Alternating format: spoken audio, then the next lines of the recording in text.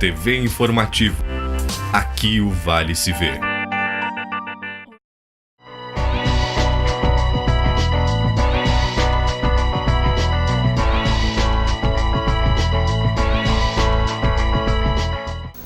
Olá, bem-vindo ao programa Fala Jurídica. Hoje nós vamos entrevistar, ao meu conceito, um dos advogados mais virtuosos de Lajeado, um advogado que tem quase 50 anos de experiência. E para mim, Dr. Wilson Jacques, é uma experiência de vida em que a gente vê tanto desconforto na profissão de advocacia, e nós vemos homens que nem o senhor com uma virtude e uma pujança jurídica que, mesmo beirando quase os 83, 84 anos, trabalha. Então é um prazer o senhor estar aqui no meu programa, e o meu convite partiu justamente desse meu apreço e admiração que eu tenho com a sua pessoa, porque poucos são os advogados que militam tanto, em tanto tempo, e com uma tranquilidade assim, como se fosse aquilo já parte do seu ser. Bem-vindo ao meu programa, doutor. Marco, para mim a notícia e o meu convite para participar dessa entrevista foi uma satisfação.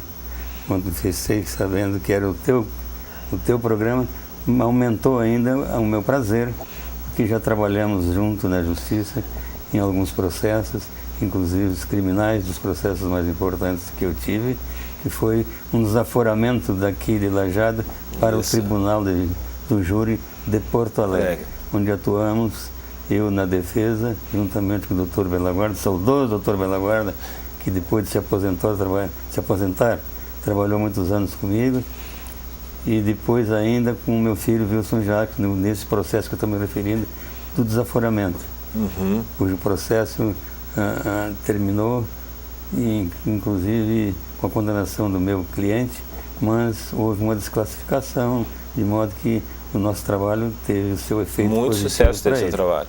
Doutor, assim como o exemplo que eu tenho, né, de um advogado virtuoso, um bom advogado, que o senhor eu acho que um dos mais experientes de Lajeado, antes de nós chegar a falar dos processos que o senhor teve, que nós trabalhamos junto, e que o senhor teve muito mais do que eu, até pela longevidade que o senhor está na profissão, eu queria que o senhor contasse a sua vida, porque às vezes as pessoas acham que a profissão de advogado é uma coisa fácil, mas antes de chegar a advogado, existe uma história, né? Como é que foi a sua vida e como o senhor chegou ao direito? Bem, Marco, como tu mesmo já frisaste, foi bastante longa a minha existência, que de qualquer forma está sendo vitoriosa. Com certeza. Graças a Deus.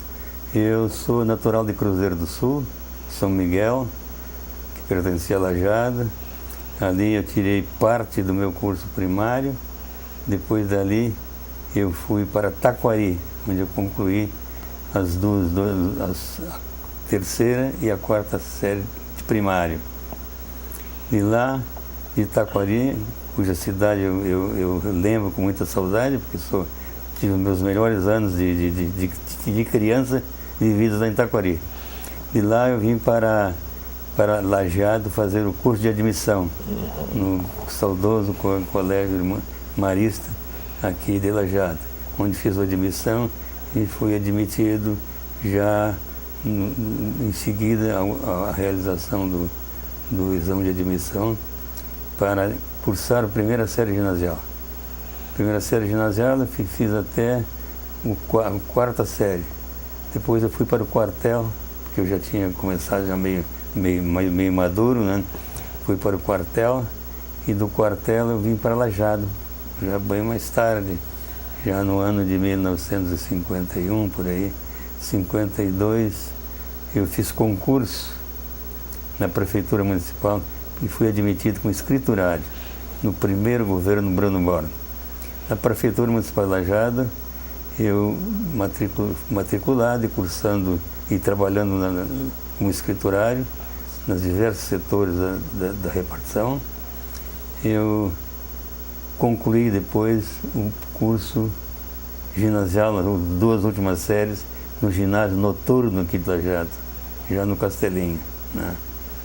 Depois, dali, do Castelinho, tirei os 2 anos que me faltavam para completar o ginásio.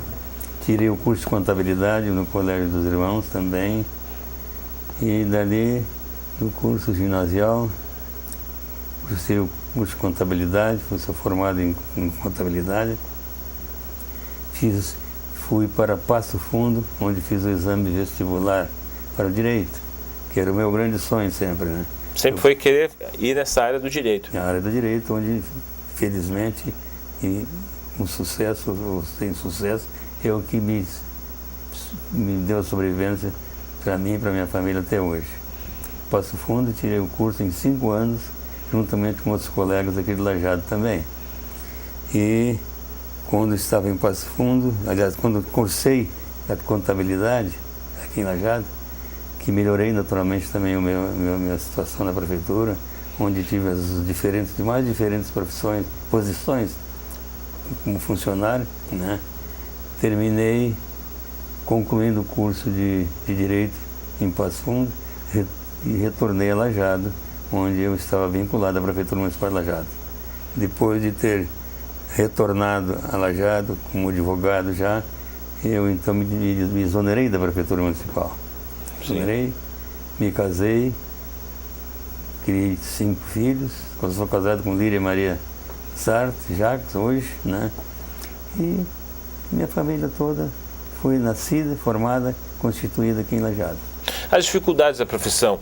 Vamos dividir Lajeado em dois grandes mundos, pelo menos nosso mundo jurídico. Antes da Constituição de 88, né? Exatamente. E depois da Constituição. E eu sinto, eu percebo, é perceptível a mim, porque eu estava trabalhando já nesse tempo da mudança da Constituição, eu percebi muitas mudanças, né, jurídicas que adviram em razão da Constituição. E eu faço isso aí até pelos meus colegas que tiveram mais experiências do que eu, no caso o senhor. Antes de 88, como é que era a advocacia? A advocacia aqui em Lajeado sempre foi relativamente tranquila, né? Ultimamente, com o crescimento de Lajeado, com o crescimento geral do município, do estado e do país, os problemas foram aumentando, né? E evidentemente que o número de advogados, quando eu iniciei, era muito mais reduzido. Tinha aproximadamente, se não me falha a memória, uns 10 ou 12 advogados. Eu seria capaz até de enumerá-los aqui quase. Se tu quiseres, eu te falo. Era o Dr. Dalton Ben Stumpf, o Dr. Fábio Brito Zambuja, o Dr. Milton Tavares, já mais tarde um pouco, o Dr. Ney Arruda, dos primeiros também, inclusive foi meu professor no curso de contabilidade, ele lecionava economia política, elementos com economia política. Então tinha mais ou menos uns 12 advogados, enquanto que hoje tem, se não me falha a memória, eu acho que tem uns 200 advogados. Mais atuantes, mais ou menos 200. Né? E cada ano sempre vem das diversas faculdades que se formaram nesse período, né? Lançam um grande número de profissionais aí. Então aumentou muito o quadro aqui, né? E até acho que não pode ser que para melhorar ou não. Sob um certo aspecto, não, porque inflacionou muito a profissão, né? Mas sob outro aspecto, sob o aspecto cultural, aumentou, porque aumentando o número de profissionais sempre engrandece mais uma profissão, seja ela qual for, né? Claro. Doutor, e naquela época, eu gosto de voltar um pouco para o passado, naquela época, hoje o senhor disse uma coisa bem real, inflacionou porque temos vários colegas e vamos ter mais novos advogados entrando, mas uma coisa que eu acho muito importante, e aí eu queria o senhor transferir essa experiência, como é que é o trato, porque o senhor traz essa linha de postura, de ética desde aquela época de hoje, por isso que para mim o senhor é um exemplo vivo de que como o advogado deve se portar eticamente. Como é que era daquela época para os dias de hoje? O primeiro contato com os colegas, o senhor acha que mudou alguma coisa daquela época anterior e hoje? O senhor acha que os advogados hoje parece que são mais frios, ou para o senhor a sua maneira de ver o mundo continua a mesma coisa? Como é que o senhor vê essa... Olha, meu filho, para mim modificou muito. Antes havia mais união entre os colegas. Hoje, na minha maneira de avaliar, com os critérios que eu adoto, são os mesmos. mas o grande número de profissionais veio reduzir muito a convivência no coletivo. Deixa a prova que, bem me lembro que nós dentro do meu tempo para cá, as comemorações do Dia do Advogado eram muito mais fortes, mais íntimas, tinha disputas esportivas e outras coisas mais, né? Hoje não existe mais isso. Claro que tem as comemorações, jantar simplesmente, uma conferência, uma palestra, mas na minha avaliação havia mais intimidade. Mais intimidade, claro. Mais amizade, mais comunicação entre os colegas, né? Hoje eu atribuo também isso ao grande número de colegas, dificulta mais essa unidade, mas bem melhor que seria se isso voltasse a ser como anteriormente. Eu posso dizer que eram os anos dourados, e realmente eram os anos dourados, porque a gente vê até na própria B de Porto Alegre, no tempo passado, tinha competições. Hoje, em tese, nós não vemos. Eu acho que muito também por essa questão da luta pela vida, né? Aquela história. Mas aí, nessa luta pela vida, do mercado, da questão mercadológica, que nós temos que sempre estar, digamos assim, não numa competição, porque a advocacia não se compete, eu sempre digo isso aí, porque o cliente escolhe o que quer. Né? Nós oferecemos nossos preços, mas o que eu vejo hoje aí, que eu quero que o senhor nos dê uma experiência, sempre existe um conflito, muitas vezes, entre o cliente na opção dos colegas.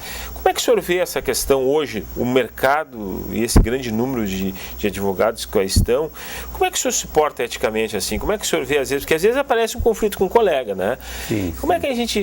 E eu digo, porque eu mesmo, muitas vezes, eu fico, às vezes, isso é normal acontecer, a troca de advogados, ou é normal acontecer quando entra um outro advogado para somar, e o senhor fez júri, o senhor sabe, muitas vezes a mudança de defensor é rotineiro isso aí, né? Mas tudo isso tem que ter uma posição ética, né? Como é que o senhor vê isso? Como é que o senhor se manteve assim? Porque todos os colegas são nisso me dizer, o senhor é bem quisto, né? Como é que o senhor trata essa questão do bem-querer, dessa relação com a nossa classe? Nossa, Messias, é muito prazeroso chegar a essa idade e não ter tido, assim, conflito Justamente. mais sérios entre a classe. Sempre tratei e fui tratado com muito respeito, com muita dedicação, mas essa pequena desagregação, falta de unidade, eu atribuo um fator ao grande número de colegas que existe hoje, em parte, né? Não quero dizer com isso que não veio aumentar, né, o volume de serviço também, né? Mas na verdade isso veio contribuir muito, em parte, para essa falta de unidade. Por outro lado, os meios de comunicações também aumentaram vertiginosamente, aumentou a rádio, a imprensa, falada, escrita, aumentaram em todo sentido. Então isso veio contribuir para um pouco dessa desunião, que o grupo aumentou muito, né? E evidentemente que todos os colegas, cada um tem o seu comportamento, a sua maneira de agir. Eu sempre norteei a minha atividade profissional pela franqueza, pela lealdade e pela ética profissional. São os fatores preponderantes para o exercício de qualquer profissão, especialmente do direito, que é a profissão que mais lida com essa parte, né? De modo que sempre a franqueza, a sinceridade deve estar presente. Acho que não se deve prometer aquilo que não se pode cumprir, é uma verdade, e assim por diante. E assim a gente vai levando a vida, cada um tem a sua formação, porque tem muita coisa que a gente não aprende nos bancos de faculdade, claro. Nada. Vem de berço, e isso vem contribuir para a formação técnica a posteriori, como no caso depois de formado, e está exercendo uma profissão há quantos e quantos anos. Porque o que vem também criar problema para a nossa profissão, tu deve ter sentido isso, esse nosso sistema processual, que há muitos anos já precisa de uma reforma. Claro. Agora estão tratando mais presentemente, né, uma mudança, mas até agora não veio nada ainda. Veio uma modificação do código, veio um código novo, essa coisa toda, mas precisa mais profundamente na parte dos recursos, na minha modesta avaliação. Tem que acabar com essa enormidade de recursos que existe no sistema processual, para benefício de produtos profissionais e das partes que estão sempre pedindo a justiça para os seus casos, né? O senhor falou uma coisa bem reticente, e é normal. Esses dias eu fiz um acordo com um colega meu que praticamente passaram quase uma década e meia. E o acordo foi feito sob égide de vários recursos, né? E na verdade, eu sempre entendo que o melhor acordo é melhor que... O pior acordo é melhor que uma excelente demanda. Eu tenho esse brochado muito antigo. E eu convivi muitos anos com esse processo, quase uma década e meia. Então, parece que essa questão dos recursos, tu deixa uma vida laboral tua nos recursos, né? Porque a gente se desgasta, e por outra parte os clientes também. Mas a pergunta que eu tenho como centro do senhor, até porque o senhor é, digamos assim, o nosso condutor que mais experiência tem em Lajeado. Eu só conheço o senhor que milita hoje com a cidade, e a doutora Leia, que também já na condição de advogada, né, que também milita há bastante tempo, né, eu quero ver se até eu entrevisto ela, e eu queria a sua razão, da sua experiência no seguinte: há 15, 20 anos atrás, essas posições recursais existiam, né, mas pergunto, era também assim? Essa questão da histórica de recursal que nós temos em que é ofertado, no tempo que o senhor tinha com 15, 20 colegas, também tinha essa reticência de recursos? Tinha recurso praticamente igual, com a diferença do grande número de processos que aumentou muito, né? Aumentou o volume de disputas judiciárias, aumentou enormemente, né? De modo que esse crescimento veio dificultar mais ainda, né? Que os acordos, as conciliações, praticamente não existiam tanto, porque naquela época não tínhamos junto com o trabalho, aqui, especialmente na Justiça do Trabalho, que sai mais conciliação, os processos são mais, os acordos são mais incisivos, as existências são mais. Mas hoje na Justiça Comum também, na parte civil, né, sai muito acordo, né? E a gente nota o crescimento disso, a tendência de aumentar mais ainda as conciliações, porque eu concordo plenamente contigo quando tu diz que um acordo sempre é melhor do que uma sentença. Que não se vai, no acordo não foi resolvido o mérito. Claro. Que às vezes a decisão de mérito é prejudicada, porque seria preferível ter feito um acordo. E eu também, os meus clientes, sempre acho que um acordo às vezes é melhor do que uma sentença.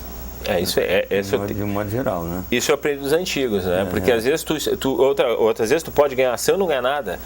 As pessoas não... O cliente sempre quer levar vantagem, né? Claro. Mas aí vai também a habilidade do advogado para explicar, convencer o cliente dessa realidade que tu estás também sentindo na tua profissão hoje. Com certeza, eu sempre busco, mas às vezes não dá. Mas, doutor, voltando a falar nessa questão de colegas, eu puxo um pouquinho uma questão que eu queria acompanhar a sua vivência frente ao que eu convivi nesse período.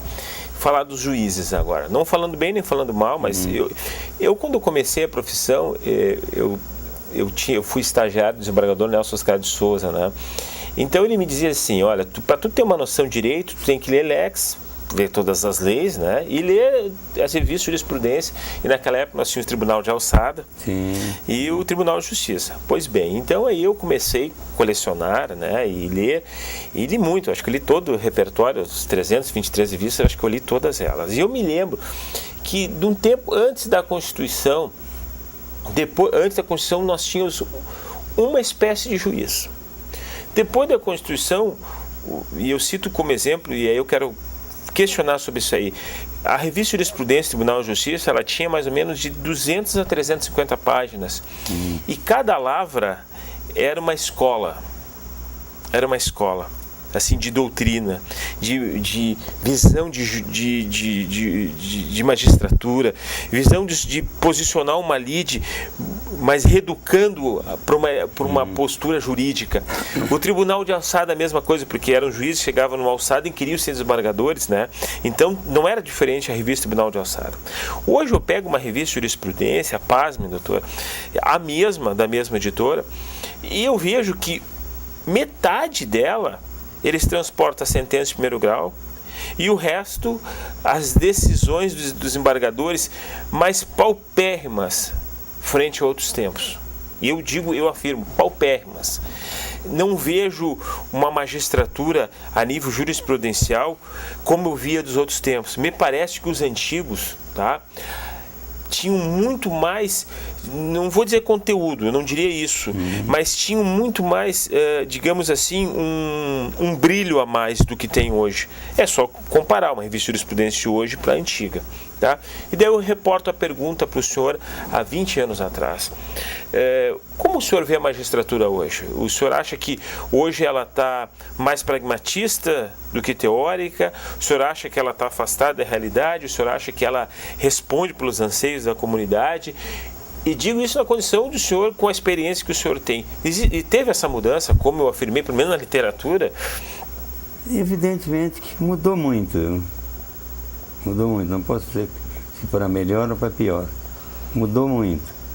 Porque eu ainda tive agora há poucos dias, e isso eu já venho notando há mais tempo, que tem juízes que têm um certo comportamento na inquirição das testemunhas, né, nos próprios interrogatórios, especialmente nas testemunhas. Tem juízes que facilitam assim a apuração da verdade real nos processos. Eles assumem a liderança e quando vão ouvir uma testemunha, qualificam as testemunhas, fazem as perguntas e, dependendo das suas declarações, qualificam e aliás, eles comprometem ou não a testemunha. Sim. Às vezes, por nada, não deixam de prestar compromisso e dizer a verdade. E outros interrogam as testemunhas, que inquirem as testemunhas e esgotam quase que o processo, a inquirição e na busca da verdade processual para que vai ensejar a sua sentença posterior. Outros entregam a testemunha para o advogado. Se o advogado não perguntar nada, fica por aquilo ali. Fica aquilo ali. Fica aquilo ali.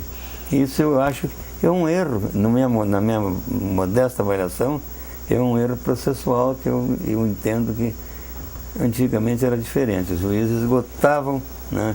Hoje também, não quer dizer que não acontece, existe muitos, mas muitos, a testemunha é sua, doutor, né? Ele que vai fazer, se o advogado não perguntar nada, não sai nada. A testemunha sua, é bem que o senhor disse. Né? É não verdade. sei se contigo... É, mesma coisa, a testemunha é sua. Né? Porque às vezes uma testemunha, eu tive também casos bem recentes, testemunha que, 2 ou 3 testemunhas num processo, até que não é aqui de Lajeado, que testemunha sua, tá? Foi testemunha que não prestou compromisso de dizer a verdade, não foi compromissada, mas na prestação do compromisso, até o convencimento do juiz de aceitar a verdade daquela testemunha fica reduzido, porque se a testemunha não presta compromisso, o advogado vai usar isso, né? Claro. O advogado de defesa, o advogado contrário, ou o promotor, ali vai se posicionar, porque se ela não presta compromisso, o seu depoimento é mantido como uma informação apenas, né? Nesse sentido, eu acho que piorou um pouco, né? Mas não quero dizer que isso não é generalizado. Claro. Existe juiz que continua, testemunha ali, fica muito pouca coisa para o advogado perguntar. Até tem uns clientes, doutor, você não fez pergunta? Não tem que explicar, não fez pergunta porque você não assistiu, o juiz perguntou tudo que tinha que perguntar, não perguntou, o promotor perguntou ainda também. Isso vale para a defesa e para a acusação, ou defendendo do processo, da origem do processo, né? nesse sentido, né? Eu concordo com o senhor. Eu acho que... Eu vou dar um exemplo de um magistrado que nós trabalhamos juntos e que infelizmente partiu, que é o Dr. Daiello. E eu me lembro que eu comecei minhas primeiras causas assim, de intensidade criminal com ele. E eu jamais vou me esquecer quando chegava a testemunha, né? E ele dizia assim, tu veio aqui para mentir ou para falar a verdade? Mas ele dizia com tamanha acuração e sensibilidade que as testemunhas não mentiam, né? Só a maneira de ele perguntar. E findava a audiência, ele já dizia para o réu, virava, não sei que qualquer lugar, ele dizia, olha doutor, eu já estou convencido do seu cliente. Né? Ou seja, já bastava ir, independente do que tu ia fazer, e aí eu acho que tem uma coisa que às vezes a gente fica, doutor, o senhor me corrija se eu estou errado, que os antigos faziam, a gente não sabe se convencer o juiz, e o convencimento pode ser favorável ou não. Né? Para nós não importa se A foi convencido e B foi convencido, morreu. Né? Eu já estou convencido, não precisa apresentar mais nenhuma prova. E com o doutor Daiello eu fazia isso. Tinha 5 testemunhas, usava 2, 3. Doutor, o senhor está convencido da situação? Ele dizia para mim, doutor, eu estou convencido. O senhor está convencido? Tanto para juízo ou culpabilidade ou inocência, convenceu. E daí terminado. Eu desistia das testemunhas. Eu tinha tanta segurança, doutor, na questão do juiz, que eu desistia das testemunhas. Exato. Porque não tem porquê. O senhor concorda comigo? Para que eu vou botar mais testemunhas porque o juiz principal já está convencido? Não vai mudar isso. Ah, mas nós temos que ver no Tribunal de Justiça. Meu amigo, o Tribunal de Justiça reforma quando tem um erro grotesco. E a gente sabe quando tem erro grotesco nas audiências. Isso, não sei se o senhor concorda comigo, parece que essa posição do juiz em dizer assim, olha, doutor, eu já estou convencido e terminou. Né? O senhor pode botar todas elas, não estou convencido. Será que não falta... Me corrija se eu estou errado. Antigamente não era assim? Não, mas tem uma pequena observação nisso aí. Claro. Que o problema, já tive casos assim de fazer pergunta e o juiz diz, não, doutor, eu já estou convencido. Doutor, mas data vênia, aquela expressão. Claro. Eu estou fazendo prova para a continuidade desse processo que pode não esgotar aqui. Pode, né? Pode o tribunal reformar? O entendimento de Vossa Excelência pode não ser o mesmo do nosso entendimento, que a verdade não seja essa aí, né? Claro. A verdade verdadeira para fazer a justiça, né? Justiça aqui, juiz no tribunal, né? Então, tanto é que a gente já pedir para o juiz consignar. Claro, mas doutor, mas o senhor não concorda comigo assim?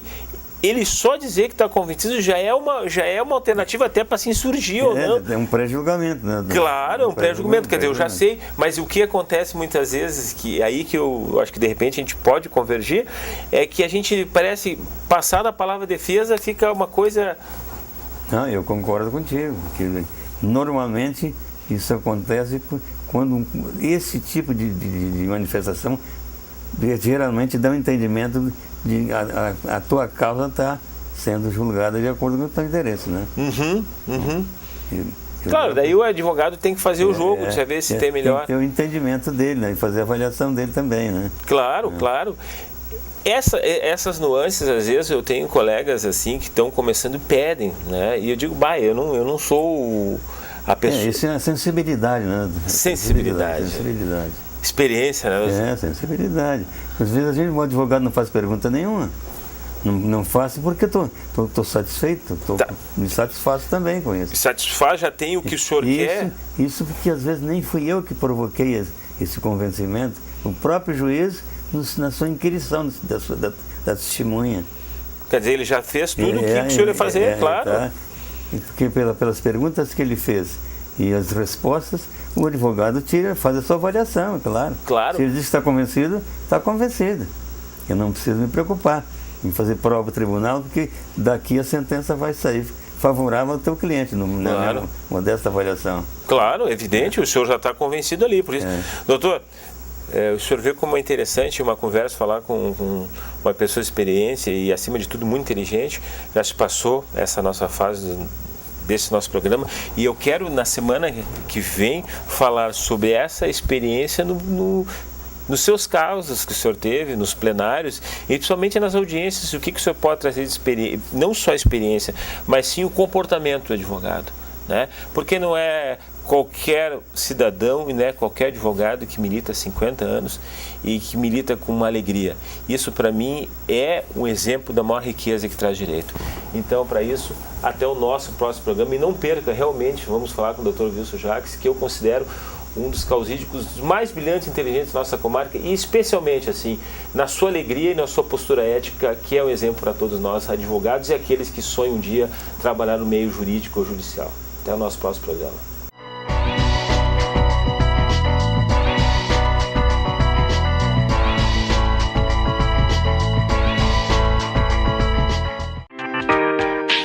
TV Informativo. Aqui o Vale se vê.